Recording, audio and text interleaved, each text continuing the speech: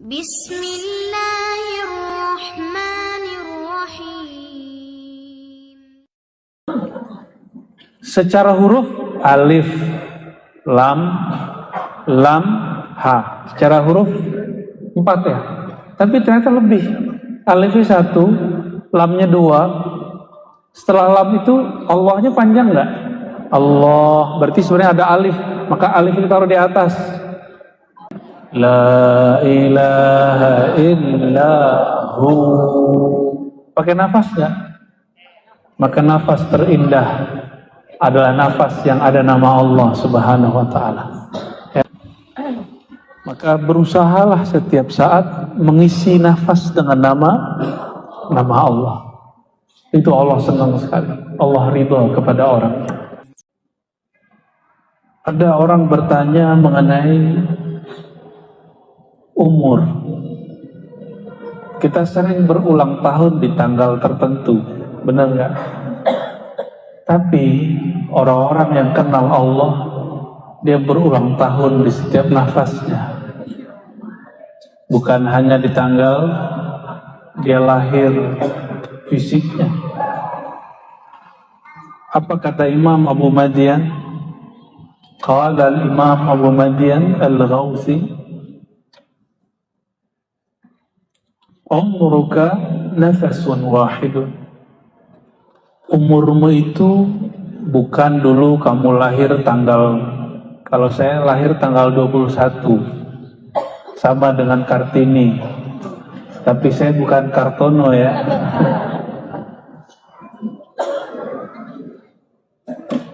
Bukan itu ulang tahunnya. Ulang tahunnya orang-orang yang kenal Allah di setiap nafasnya. Maka orang-orang berulang tahun, jika dia berulang tahun setiap nafas, berarti dia merayakan, mensyukuri umurnya setiap saat. Mau jadi ahli syukur?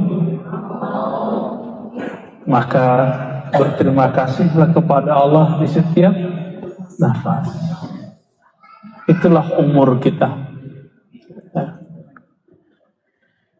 Dan di dalam Al-Quran, satu-satunya Allah bersumpah dengan umur, itu umurnya Sayyidina Muhammad sallallahu alaihi wasallam. La'amruka. Begitu Allah berkalam di Quran. Sungguh demi umurmu. Demi umurmu. Tidak ada Allah Subhanahu wa ta'ala bersumpah dengan siapapun di antara makhluk ini, manusia, Rasul, kecuali dengan umur Sayyidina Muhammad sallallahu alaihi wasallam. Umur, apa tadi umur? Satu hembusan nafas, hai Muhammad. Ya, umruka nafasun wahid. Maka jika mengikuti makna ayat itu, demi umurmu hai Muhammad, maka Imam Abu Madian mengatakan, demi satu nafas yang kau tarik, yang kau keluarkan, itu Allah bersumpah begitu ya. Maka keluarlah kalimat ini. Apa kemudian kalau sudah sadar kita bahwa umur itu satu hembusan nafas, naik dan turun, masuk dan keluar. Fajtahid ayyakuna laka la alaika. Maka berusahalah nafas itu nanti menjadi penolong, bukan menjadi, kalau lawan penolong apa? Bumerang. Jangan jadi bumerang.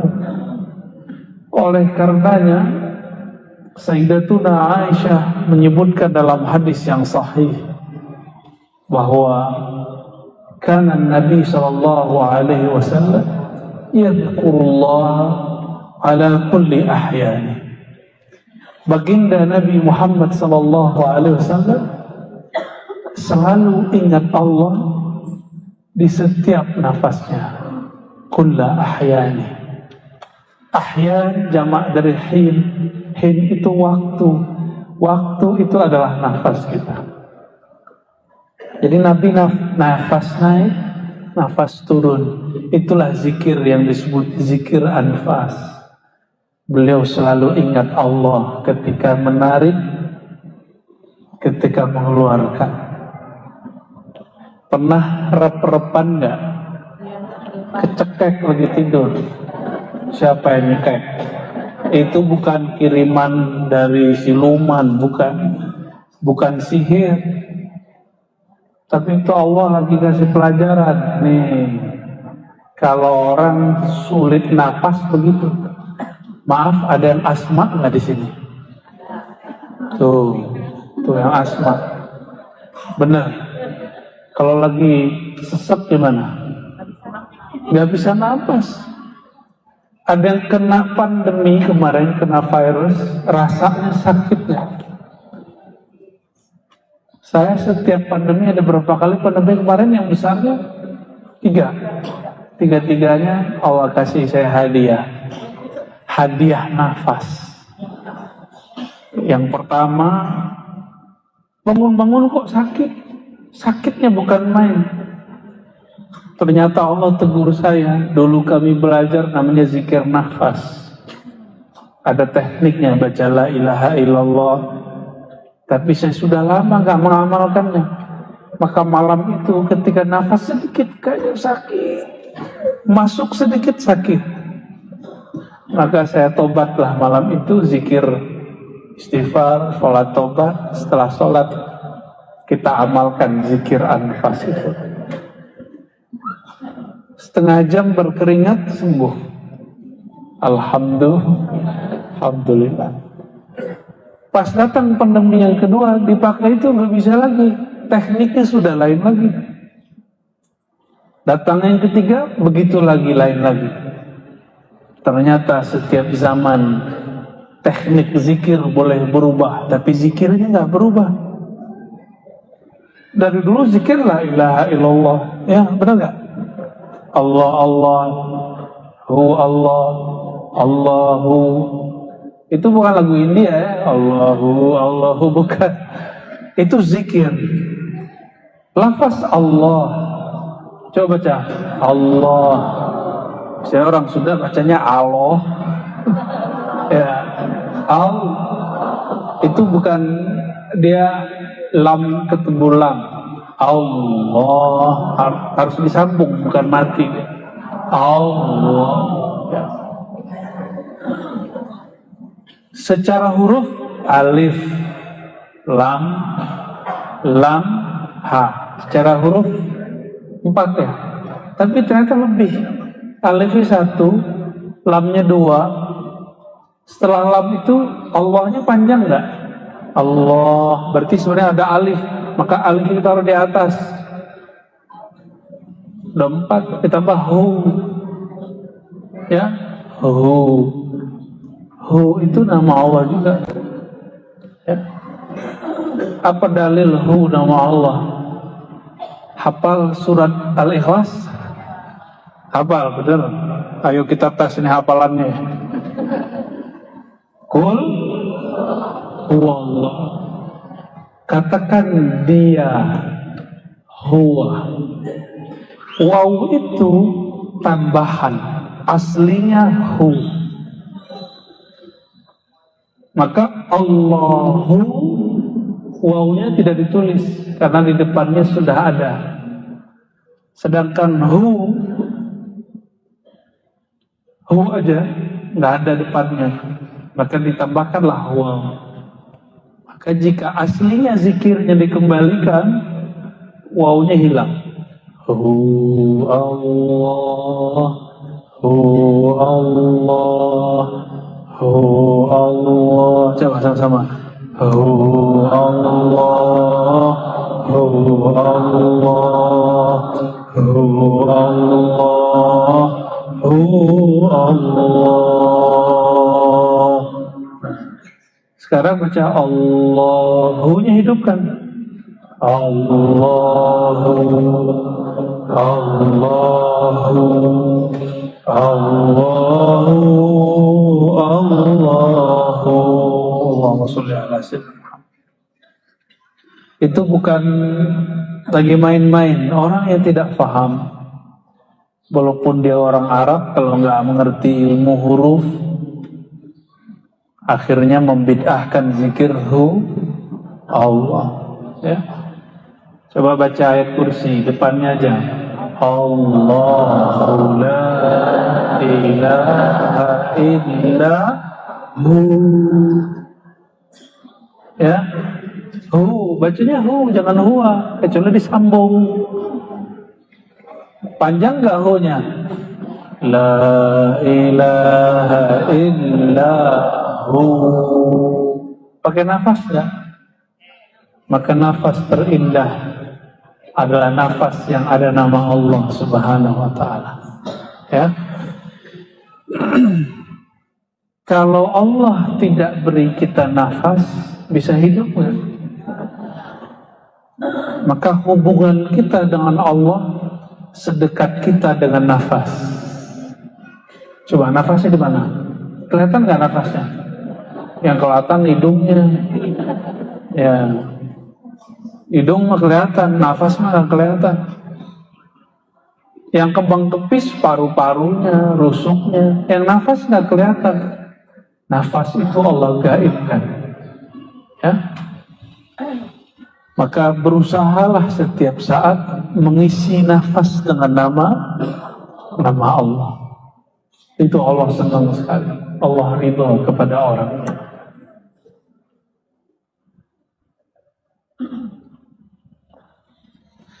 Nafas ini ketika dia menyebut satu nama, dia bergantung kepada makna yang ada dalam qalbu. Maka pada hikmah yang berikutnya yang ke-9 beliau mengatakan, laisa lil qalbi illa wijhatun wahidah. Qalbu, hati itu dia mengarah, tidak mungkin ke banyak wajah, ke banyak arah. Dia hanya satu arah. Jadi kolbu itu dia cuma mengarah kepada satu saja. Maka kolbu gak mungkin bisa mencintai dua zat, bukan dua orang, dua zat di saat yang sama. Karena zat hakiki hanya zat Allah. Selain Allah itu zatnya mungkinul wujud. Dan kalbu itu hanya tenang jika kalbunya sampai kepada cinta kepada Allah. Maka jangan terlalu cinta kepada suami atau istri atau anak. Itu yang dimaksud dalam hadis Imam Bukhari, kitab Al-Adab Al-Mufrad, ahbib habibaka haubamma. Gitu ya. Kalau kamu cinta, sekedarnya saja. Karena cintamu bukan untuk makhluk, cintamu untuk Allah Khalikmu. Kenapa Allah tidak ridha cinta kita kecuali kepadanya? Karena man ahabba syai'an kana 'abdan lahu. Ini bukan hadis ya, ini ungkapan hikmah. Siapa yang mencintai sesuatu, dia akan jadi budaknya. Cinta duit, jadi budak duit. Cinta makhluk, jadi budak makhluk. Maka yang dicintai hanya Allah Subhanahu wa ta'ala. Jangan gagal paham ya, kita nggak bahas pernikahan. Saya lagi bahas bab mahabbah, bab cinta hakiki. Dalam hadis-hadis ilhami, ini bukan hadis qudsi yang bersanad. Ini kalam yang didengar oleh para aulia Allah ketika mereka mendapatkan pengalaman ihsaniyah atau syuhudiyah, menyaksikan Allah Subhanahu wa ta'ala. Bahwa Allah berfirman, kuntu kanzan makhfiyan, adalah aku perbendaharaan yang sangat unik dan tersembunyi. Kalau unik tersembunyi gak bisa dikenal. Tapi Allah mengatakan fa'ahbabtu an u'rafa. Hanya Allah yang boleh begini. Lalu aku senang dikenal. Aku senang kemasyhuran. Aku senang apa tuh? Viral. Itu cuma Allah yang boleh. Hanya Allah yang boleh narsis. Hanya Allah yang boleh sombong. Hanya Allah yang boleh kagum ke dirinya sendiri. Maka jangan pernah kagum ke diri sendiri.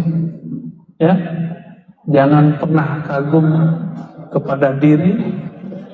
Capek.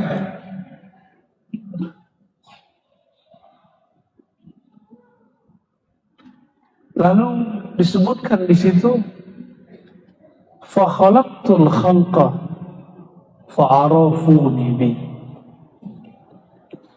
Lalu aku ciptakan makhluk. Siapa yang pertama diciptakan Allah? Nur Sayyidina Muhammad SAW. Fa'arafuni bi. Maka makhluk kenal aku karena aku mengenalkan diriku kepadanya. Makhluk kenal aku karena aku memberinya ilmu. Maka ulama tambah kenal kepada Allah, dia bertambah hilang rasa ilmunya.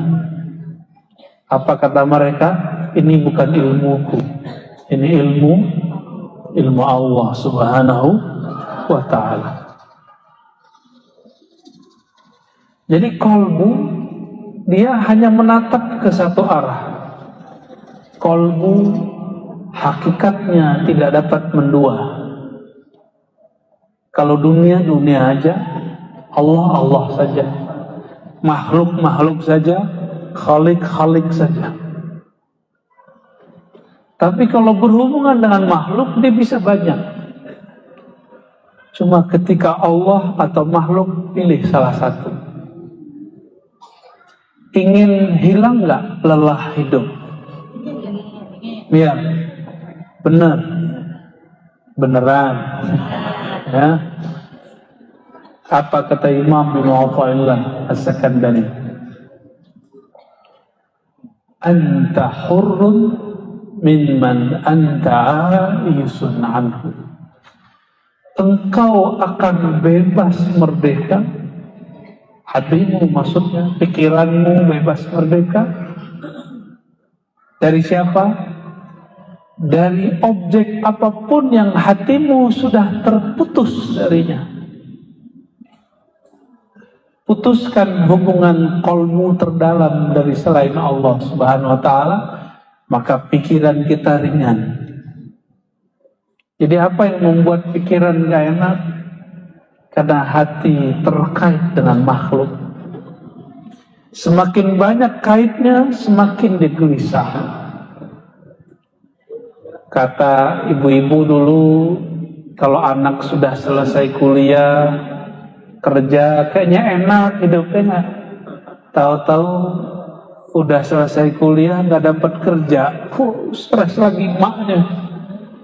Datang ke ustadz, nggak level, minta doain biar anaknya dapat kerja. Tapi ustadz doain aja. Kan malu datang ke ustadz minta doa. Ustadznya sendiri nggak kuliah, tapi ada kerjaan. Yang paling parah datang ke dukun minta kaya, dukunnya kere. Dukunnya jualan jimat biar kaya, tapi dia sendiri dompetnya zong. Kan gak pakai akal sehat tuh ya? Kita gak anti dukun, karena ini ada yang lahir sama dukun kan, dukun beranak. Cuma karena dukun banyak, hati-hati pilih dukun ya. Ini lagi rame bab dukun kan kemarin-kemarin.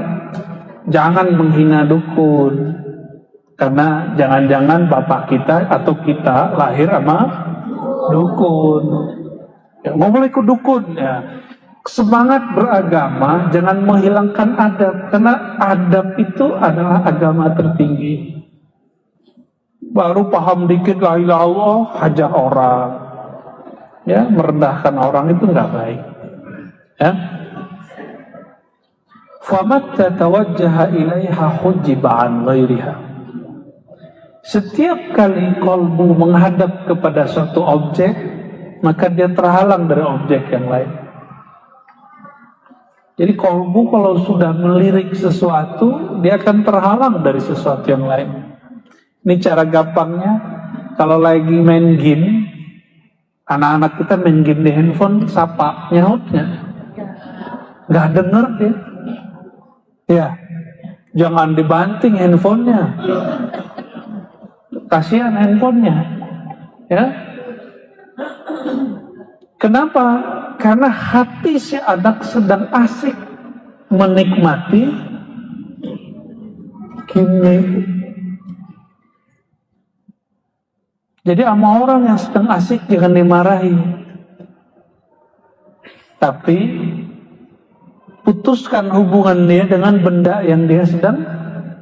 Nah, maka anak-anak kalau ada makanan, minuman, ada mainan, yang dia pilih mana? Mainan. Kita sebagai orang tua mesti ngingetin anak bahwa dia perlu makan dan minum. Ada anaknya usus buntu, itu kurang minum karena dia asik bermain. Nah, jadi jangankan orang-orang dewasa, dari kecil kalau kita asik sesuatu kita meninggalkan yang lain. Ya, Allah itu maha pencemburu. Jangan pernah kolbu melirik kepada selain namanya. Ya, jadi di kolbu kita mesti ada nama Allah. Maka bangun tidur yang diingat Allah. Allah nggak minta banyak-banyak, cukup 2 rakaat. Benar nggak? Kenapa nggak 4 rakaat? Kan lagi seger. Karena orang tidur nggak berdosa. Zuhur pengennya 2 rakaat, ya? Benar? Iya. Tuh kan, pengennya yang ringan-ringan mulu, rukhsah. Gimana mau masuk surga? Giliran beramal pengen rukhsah. Paling kalau zakat, nanyanya biar nggak bayar zakat. Ya. Biar gimana caranya terhindar dari bayar zakat. Ya.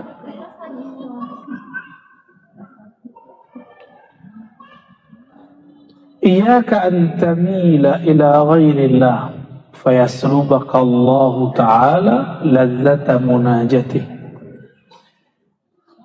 Sholat subuh tadi nikmat atau masih ngantuk-ngantuk? Kayaknya ada yang jujur aja, ya ngantuk ya. Zikir pagi sore gimana? Lagi zikir? Gitu ya. Bener. Malam tadi tahajud nggak? Tahajud apa tahajud? Nonton. Tidurnya depan TV. TV-nya nonton. Kasihan ya, TV-nya nonton. Yang ditonton orangnya tidur. Kita kenapa tidak dapat menikmati zikir, wirid, munajat, tahajud? Jawabannya, karena ada kecenderungan hati kepada selain Allah, sedikit saja. Saya ini siang ngelirik satu benda, misalnya nih motor keren, keren juga nih motor, pengen beli, kepikiran, lagi zikir baca subhanallah, tapi kepikiran motor, Harley gitu. Malamnya kalau zikir terganggu, yang muncul Harley. Maka kita sholat tobat lagi, ya Allah ampuni kami. Maka ada tobat bukan dari dosa mata, tapi dari dosa kecenderungan kolbu. Udah pernah belum tobat dari kolbu yang berselingkuh kepada selain Allah? Belum, makanya sholatnya nggak nikmat, wajar. Ya, kalau kita pernah tengkar sama pasangan, biar enak lagi hubungannya, minta maaf nggak? Ya, kekasih sejati kita Allah. Jika pernah kita mengkhianati Allah, minta maaflah kepada Allah dengan sholat tobat. Istighfar, tobat yang banyak. Aku, ya Allah, hatiku telah menduakanmu. Udah pernah begitu belum? Jadi sama Allah tuh kayak pacar. Ya, manja-manja dengan Allah. Jangan kayak ketemu dengan Algojo. Kamu gak sholat. Jadi yang kebayang sama kita, Allah itu tukang ancam. Wahai yang maha mengancam, itu yang terbayang. Allah yang maha mengancam, itu gak ada namanya yang banyak, kecuali cuma Al-Wa'id, Al-Muntaqim. Yang lain isinya apa? 90% nama Allah isinya kasih sayang. Rahman, Rahim, semua. Hatta nama Allah Ar-Razzaq itu yang maha kasih sayang dalam memberi rezeki. Al-Karim yang maha kasih sayang dengan pemurah. Allah itu saking pemurahnya, meskipun kita lupa kepadanya, meskipun saudara-saudariku ini lagi sholat tapi nggak ingat Allah, ya kan? Allah masih kasih nafas gak? Coba kalau Allah itu pencemburu kayak orang depan-depan saya ini, kalau yang ono aman. Kayak yang depan-depan saya ini cemburunya kan tinggi, mau niru-niru Allah kan? Kalau tahu pasangannya senang sama yang lain gimana? Ya, kalau Allah niru kita, mau kayak kita nggak karim, mungkin kita sudah hancur binasa dari dulu. Dan Allah itu maha karim, sangat karimnya, sangat pemurah penyayangnya, khusus untuk umat Nabi Muhammad SAW. Umat terdahulu ada yang dikutuk jadi biawak. Makanya Nabi Muhammad SAW ngeliat biawak begini. Tapi Khalid Al-Walid makan biawak. Biawak dibakar kayak sate, nyate biawak. Ada nggak sate biawak di Bandung? Ya. Khalid Al-Walid makan. Nabi ngeliatin, kok bisa ya Khalid makan kira-kira begitu? Nabi geli. Ditanya oleh seseorang, wahai Rasulullah, kenapa engkau tidak makan biawak? Tapi biawak sono beda sama biawak sini ya. Dak apa namanya? Rasulullah Shallallahu Alaihi Wasallam mengatakan, dulu ada umat yang dikutuk jadi biawak. Tapi sebelumnya sudah ada biawak. Biawak itu setelah beberapa hari mati. Berarti ada orang dikutuk jadi, ada lagi orang dikutuk jadi kera. Tapi sekian hari mati. Jadi biawak dan kera hari ini bukan keturunan Yahudi ya.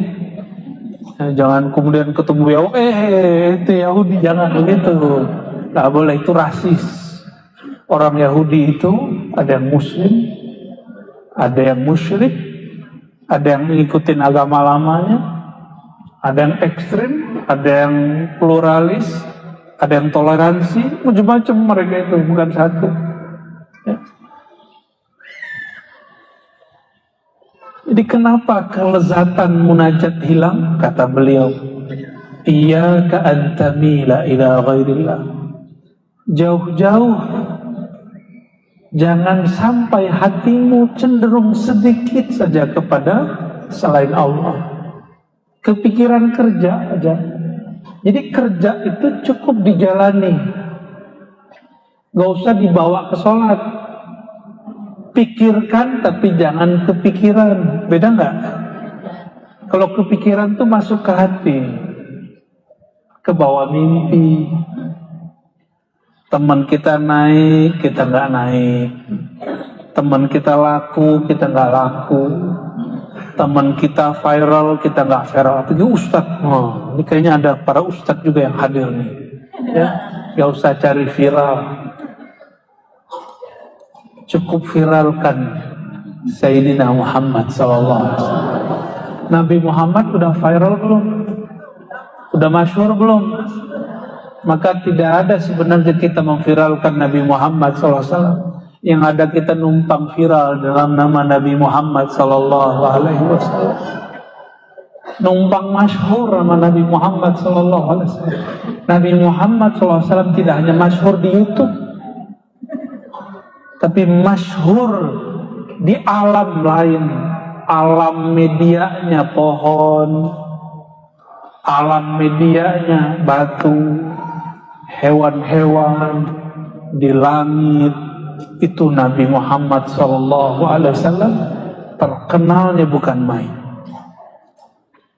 Jadi kita nggak usah buat terkenal sendiri. Menumpanglah dalam kemasyhuran Rasulullah SAW supaya kita dikasih syafaatnya. Ya. Makanya Rasulullah SAW kalau orang terkenal, artis gimana kalau lagi makan? Ketemu fansnya gimana? Udah foto gitu kan? Sama. Nabi Muhammad SAW karena di zaman itu nggak ada foto, itu pohon-pohon nyapa Rasulullah, terus pohonnya diluk. Assalamualaikum ya Rasulullah. Coba orang Bandung disapa sama pohon. Besok-besok aku jadi nabi. Aku adalah nabi. Al-Bandungi, Al-Gadungi, Gadungan itu namanya. Nabi udah selesai, nggak ada lagi nabi setelah Nabi Muhammad SAW. Cuma dapat pengalaman batin dikit, udah ngerasa jadi wali. Tunggu dulu, pengalaman rohani itu bukan tanda kewalian. Wali itu artinya al-arif billah, orang yang kenal kepada Allah Subhanahu wa Ta'ala. Udah kenal, kalau kenal gimana? Pernah masuk bandara, bandara luar negeri, terus kenal sama orang yang punya bandara. Kita diperiksa nggak? Di imigrasi nggak ada periksa. Dia teman-teman aneh, masuk langsung. Imigrasi akhirat itu pimpinannya Sayyidina Muhammad SAW. Orang yang tak kenal dan dekat kepada beliau SAW nanti lama diperiksanya. Terus ngaku-ngaku, ya Rasulullah, aku umatmu. Rasulullah SAW nanti nanya, umatku dari mana? Buktinya apa? Termasuk yang hidung-hidungnya agak mancung ke depan, mukanya agak brewok. Terus aneh Habib, aneh zuriat Rasulullah, aneh zuriat inti wa Rasulullah. Apa kata Rasulullah? Benar kamu zuriatku, buktinya apa? Nanti Rasulullah minta bukti. Apalagi hidung kita yang pesek-pesek ini, gimana mau aku zuriat Nabi Muhammad SAW? Ya. Kalau habaib lihat Nabi, hidung boleh, brewok boleh. Ya. Apalagi kalau kita muka-muka begini, nggak meyakinkan aku jadi Habib, jadi beb aja ya. Maka kita butuh penjamin. Butuh apa? Penjamin. Kami keluar dari Uzbek, teman saya pakai kopiah, tapi kopiah itu biasa dipakai sama orang Afgan atau orang Pakistan. Uzbek itu diapit oleh Rusia di utara, selatannya oleh Afgan. Afgan ini masih konflik. Teman saya pakai kopiah begitu. Kalau di kita kan biasa ya, tapi di Uzbek itu dianggap aneh. Saya pakai kopiah Uzbek, langsung lolos. 1 jam kita tunggu, teman kita ditahan di office. Kita lihat-lihat kok nggak muncul. Akhirnya teman kita yang bisa ngomongnya agak lancang tegas, mana my friend, mana my friend. Orang Sunda nggak bisa nyebut P ya, F ya. Akhirnya karena itu my friend, nah harus ada penjaminnya. Karena kita satu rombongan, oh you're friend, oke, dikeluarin langsung, dikasih paspornya langsung.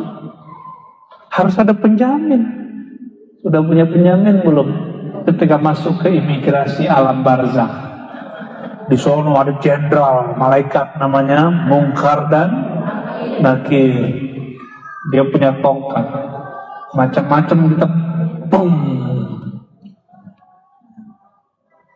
Makanya muka kita begini bisa bukan bonyok lagi, mungkin hilang sebelah kali ya. Munkar Nakir nanya, man rabbuka? Lidahmu jawab Allah, tubuh bilang enggak, Tuhanmu bukan Allah, Tuhanmu duit, Tuhanmu popularitas, Tuhanmu follower ya, apa? Follower, Tuhannya pengikutnya. Akhirnya ada juga yang level ustadz, Tuhannya yang di dalam amplop enggak, dalamnya. Bisa rusak hati cuma karena agak tipis-tipis dikit ya. Dilupa. Tidak ada langkah yang dia langkahkan karena Allah untuk fisabilillah, kecuali satu langkah itu Allah bangunkan istana surgawi. Jadi tajir dia nanti di akhir. Tenang aja. Kalau orang baru kaya kependekannya apa? Orang kaya. OKB. Orang kaya baru. Kalau ke bendara, bajunya, dompetnya tebel-tebelin kan, kartunya dibanyak-banyakin, udah gak nyaman ya kan. Kalau handphonenya 3, lumayan tuh. Celananya Masya Allah, itu yang celananya gede ke bawah itu ya. Allahumma sholli ala sayyidina. Supaya disebut orang capek loh. Supaya itu capek. Hindari sekarang mulai ya. Mau ngaji hikam, kurangi mengikuti kata orang di luar. Mulai ngikutin kata batin. Kita nggak nyaman, jangan siksa badan. Orang-orang hari ini supaya hidungnya agak nonjol dikit diapain? Itu. Lihat gak ini saya? Lihat. Ini tadinya mau gede. Kita mau biarin aja. Ternyata gatel. Suntik doang sakitnya bukan main. Gimana orang yang oplas ini tuh?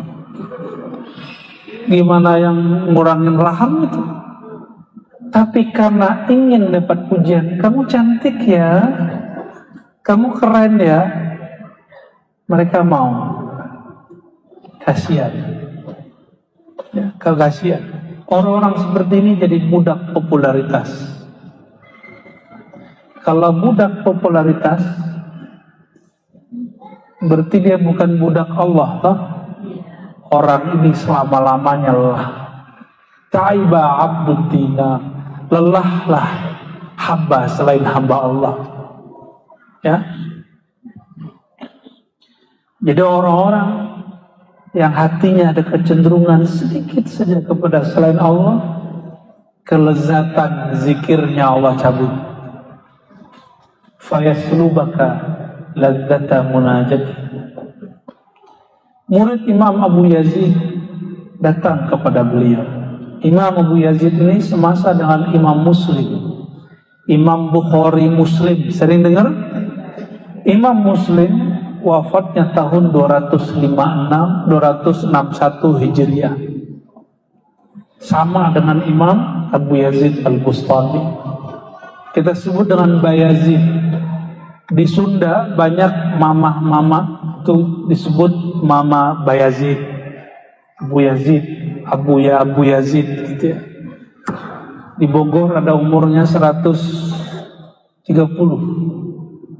Ya, di Bogor kita udah ketemu beberapa kali, pejuang dulunya, kolonel beliau, mungkin dulu pejuang berpangkat kolonel, wallahu a'lam. Itu namanya juga Abu Yazid. Imam Abu Yazid didatangi muridnya. Apa kata muridnya? Mungkin ini jawaban bagi siapapun yang bertanya di kolbunya.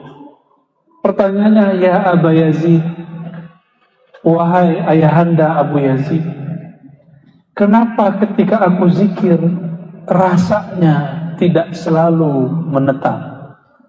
Kadang nikmat, kadang tidak nikmat. Benar? Kadang lezat, kadang tidak lezat. Bahkan beberapa waktu belakangan ini sulit sekali menikmati tahajud. Aku bangun tahajud tapi tidak menikmati tahajud. Aku zikir pagi sore tapi tidak nikmat. Aku datang menakiban, zikiran, istighosahan, wiridan, rotiban, tahlilan, khataman, khotam, semua gak ada. Semua wirid, semua majelis lain tapi gersam. Apa kata Imam Abu Yazid? Wahai Ananda muridku, jika engkau tidak merasakan lezat munajat di malam hari, berarti engkau berkhianat kepada Allah di siang hari. Mungkin hatimu pernah cenderung kepada selain Allah di pagi hari, di siang hari, di sore hari, maka malamnya Allah ambil. Nikmatnya udah gak ada. Tahu jawabannya jadinya? Kalau malam kita sudah cenderung kepada selain Allah, kalau siang ditambah malam kira-kira gimana? Dulu di zaman Imam Abu Yazid belum ada TV, belum ada Netflix, belum ada YouTube. Maka mereka dulu gak ada gangguan apapun. Cuma terganggu karena kerjaannya, melihat lawan jenis, melihat orang-orang masyhur, pengen masyhur. Terganggu sedikit hatinya, malamnya tidak merasakan munajat. Terus gimana nasib orang-orang yang tidurnya di depannya TV, di tangannya YouTube? Gimana nasib orang-orang yang dihantarkan tidurnya dengan Netflix? Kita nggak ngelarang orang nonton yang baik-baik, tapi pinter-pinter memilih tontonan. Ya, kita nggak ngaramin nonton Korea kok ya. Apalagi Koreanya yang wajunya sopan-sopan, yang dulu-dulu kan banyak ya, yang di situ ada muatan-muatan pengetahuan. Nggak ada masalah. Ya pinter-pinter. Allahumma sholli ala sayyidina Al-Basirah Tahqiqul Intiba, ini nanti kita jelaskan adharrul asya. Nah, apa yang membuat kita terganggu? Ini zaman dulu belum ada sosial media, belum ada gadget. Sesuatu yang mengganggu batin seorang hamba kepada Allah dulu ada 3, ini dulu. Jadi jangan heran, ini berlaku sampai hari ini. Kenapa ada teman kita tambah ngaji, tambah saklek. Tambah ngaji, tambah dablek. Ya, tambah ngaji, tambah teler. Tambah ekstrim. Kenapa? Ternyata dari dulu sudah ada. Tambah ngaji, tambah gak waras. Ngomongnya gak jelas. Ternyata dulu sudah ada. Kata beliau, adharrul asya teman, guru, lingkungan yang paling berbahaya untuk kolbumu ada 3 yang paling, masih banyak. Pertama, suhbatu alimin ghafil. Engkau berguru, engkau bergaul, mengikuti kajian guru, tapi kolbunya lalai kepada Allah. Kalau ketemu ngobrol dunia mulu, kontrak mulu, enggak? Udah ketemu belum? Ya. Oh, itu godaan begitu dahsyat, dahsyat sekali. Doakan kami diselamatkan Allah. Ya. Di surat Al-Kahf Allah berkalam, wala tuti' man aghfalna qalbah. Jangan ikuti orang yang kolbunya kami buat lalai. Lalai dengan apa? Mainan-mainan duniawi. Dunia itu la'ibun walahun, benar? Main-mainan. Maka orang kemudian kolbunya teralihkan oleh mainan. Mainan ngitung duit itu asik ya? Benar? Nggak ada orang WA kita, tapi seneng aja buka-buka WA, enggak? Nggak ada yang WA ngeliatin status orang di WA. Bener? Bener ya? Ya kita semua lah tuh ngaku aja. Sebelum ngaku ntar sama muka nakir, ngaku lah depan. Allah itu lebih senang sama hamba yang mengaku dari hamba yang ngeles.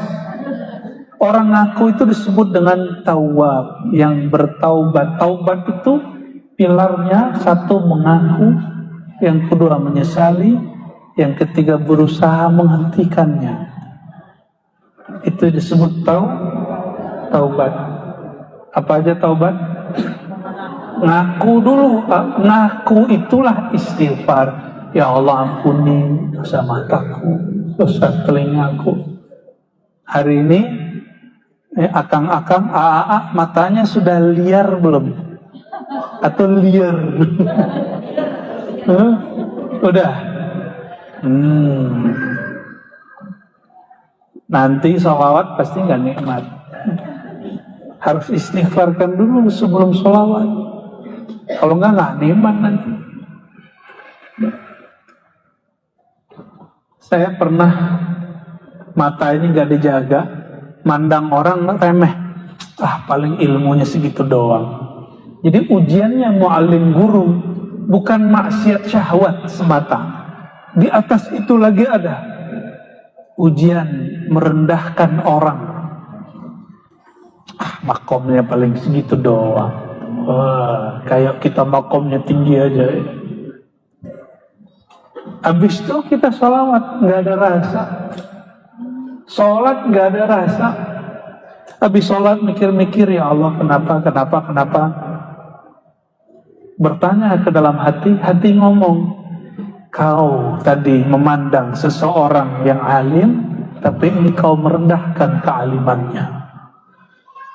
Maka ada namanya bertobat dari merasa alim, merasa berilmu. Udah pernah belum? Bertobat dari merasa berilmu. Itu tobat saya tiap hari. Ya Allah ampuni aku karena merasa lebih alim. Maka cara saya menghindari debat. Hindari debat, insya Allah. Tapi kalau orang datang ke depan, ya kita nggak nolak. Lu jual gua beli.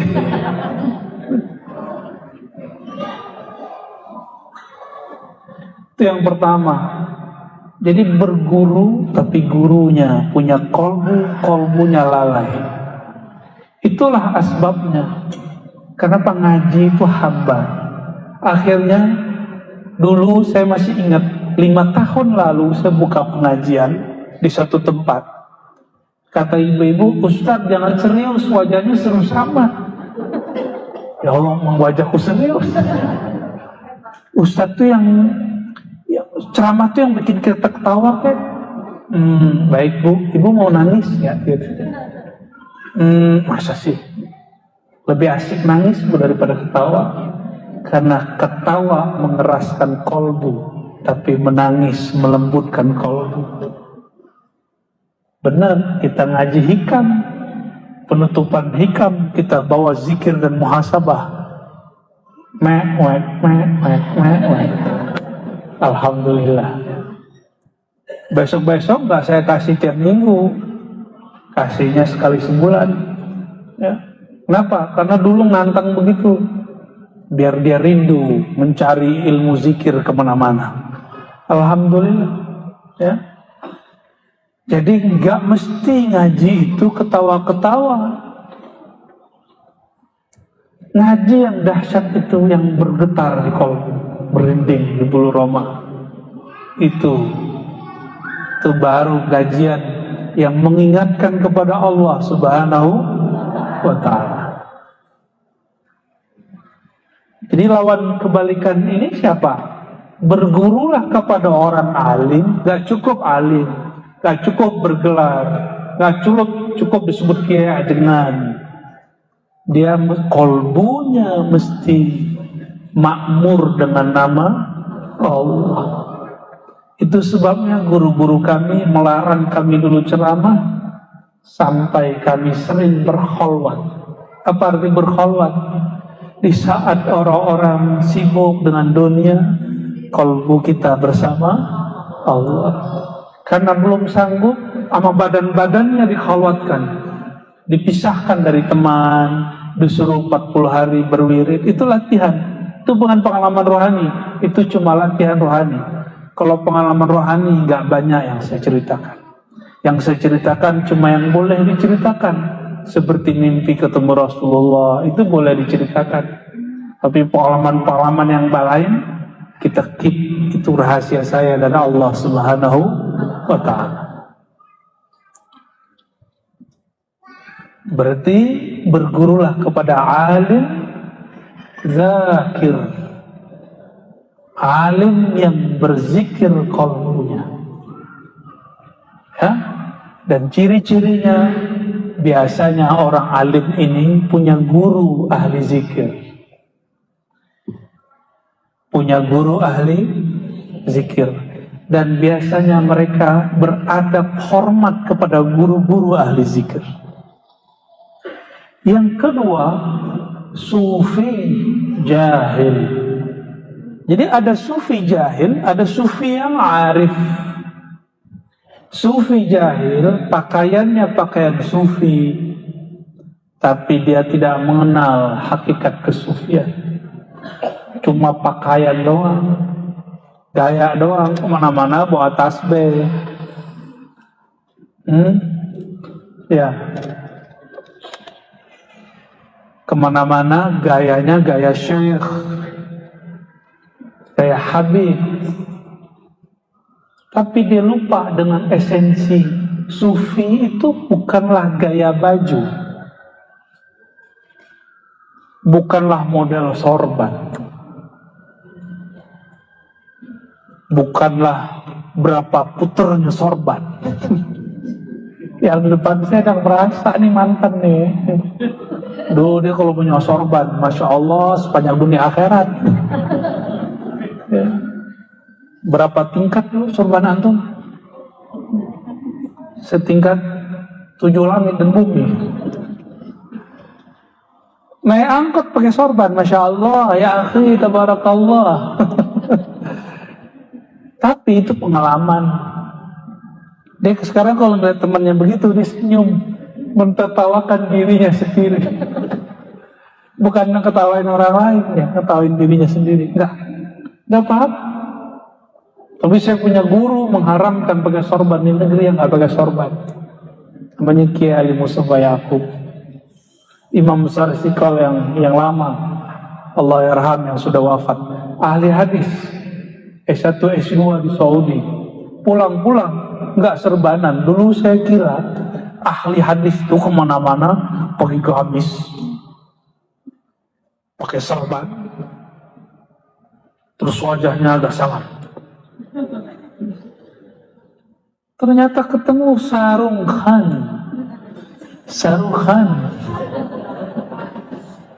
Saya nunggu 4 tahun khatam baca kitab dengan beliau, nggak pernah pakai gamis. Beliau ada cara diundang ke Maroko, pulang-pulang bawa gamis dari Maroko. Hari raya pakai baju koko, sarung Jawa, sarung Pekalongan, luarnya pakai gamis mana? Gamis Maroko. Ya Jawa-Jawa juga, luarnya doang gamis. Terus ngomong beliau, anak saya waktu itu pakai gamis. Namanya Hisham. Mbah punya gamis belasan, gak pernah dipakai katanya. Padahal sekian tahun di Saudi. Dulu gak banget. Saya ahli hadis tuh mesti bergamis. Ngimamin sholat mesti bergamis dulu. Ternyata baca Sahih Bukhari, Nabi punya pakaiannya 2 potong, atas bawahan. Maka baju begini bukan baju Kiai Jawa. Atas bawahan itu emang Nabi contohkan. Style fashion itu budaya, tapi menutup aurat syariat. Bisa bedakan? Coba ulangi. Style, model, apalagi fashion, apalagi tuh? Fashion. Itu budaya. Tapi kalau nutup aurat itu syariat. Paham? Ya? Modelnya apa aja boleh. Yang penting nutup. Tidak transparan, tidak ketat, tidak menyerupai lawan jenis di negerinya. Nah, di Arab kan juga ada gamis ibu-ibu, ada gamis bapak-bapak, ya enggak? Jangan salah pakai loh, ya. Jangan salah pakai baju gamis ibu-ibu, Pak. Allahumma sholli ala sayyidina. Sufi jahil, sufi yang cenderung kepada 2 hal. 1, performa. Yang kedua, kesaktian dan khayal-khayalan. Kesaktian dan itu bukan sufi. Jadi dulu di kampung istri saya, itu kaget karena saya belajar tasawuf. Loh, kok suamimu belajar tasawuf? Nanti gila, nanti gak mau makan muteh. Enggak, saya makan daging, hobi malah makan daging. Dulu hobi daging kambing, sekarang hobinya ikan mulu. Gak tahu besok-besok hobinya apa lagi. Ya, nggak ada tuh. Mutih dulu cuma 40 hari. Itu pun gak mutih mutlak. Hari ke-21 kami makan daging. Karena tubuh kita kalau nggak makan daging lebih dari 20 hari, dia akan menggerogoti bagian sumsum tulang. Jadi bagi yang istilahnya orang yang makan sayur-sayuran itu, ya kalau nggak mau makan daging-daging merah, daging putih, yaitu ikan di hari ke-21. Ini pesan Maulana Imam Khalid Al-Baghdadi Ad-Dimashqi, wali Allah, imam yang berpesan. Silakan dibuktikan secara kedokteran, mungkin ada pembuktiannya. Maka kami dulu kalau berkhalwat 40 hari, hari ke-21 kami sembelih kambing, pesta kambing kita. Ya. Jadi ahli-ahli zikir tidak pernah mengharamkan makan. Mereka hanya membatasi dirinya untuk makan. Ada seorang ulama di zaman salafus soleh nggak mau makan gandum atau nasi zaman ini, apalagi kemuli, apalagi makan nasi liwet, udah masaknya lama. Dia makannya roti-roti yang halus, tidak perlu diolah banyak, langsung makan, lalu diambil tasbihnya. Ditanya oleh muridnya, wahai Tuan Guru, kenapa engkau tidak makan seperti kami makan? Apa jawaban beliau? Jika aku mengikuti gaya kalian, nanti wiridanku ketinggalan. Ternyata ini imam 24 jam dia nggak zikir dengan lisan, itu cuma buang air, mandi, dan makan 2 kali sehari. Kita makan berapa kali sehari? 3. Cemilannya katanya mau diet, ya nggak? Sufiyun jahil, orang yang cari-cari kesaktian, ya, itu bukan sufi. Amalan ini dapat ini, itu bukan sufi. Sufi itu apapun amalannya, tujuannya ingin mendekat kepada Allah Subhanahu wa Ta'ala, itu baru sufi, bukan pakaian. Maka hati-hati kalau duduk ketemu di jalan orang-orang baju kaos, siapa tahu hatinya hati sufi. Ya, sebagaimana saya juga tidak selalu mengagumi orang berpakaian ustadz, saya juga berhati-hati kepada orang berpakaian tidak berpakaian ustadz. Siapa tahu kolbunya lebih ustadz daripada kita, lebih ajengan daripada kita. Ya, mulai hati-hati kita. Yang terakhir kata beliau, hati-hati dengan wa'izun mudahinun,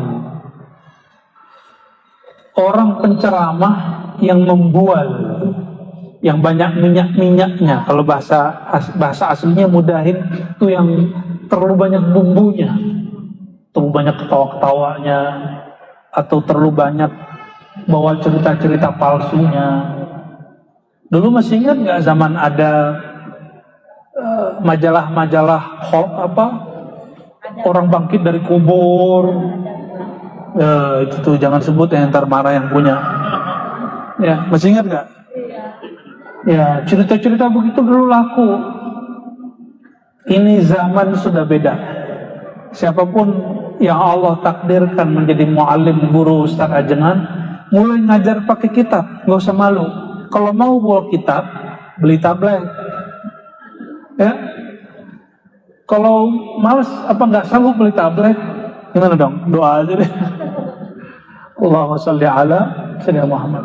Aturan 3 ini. Kata Imam Nawaillah,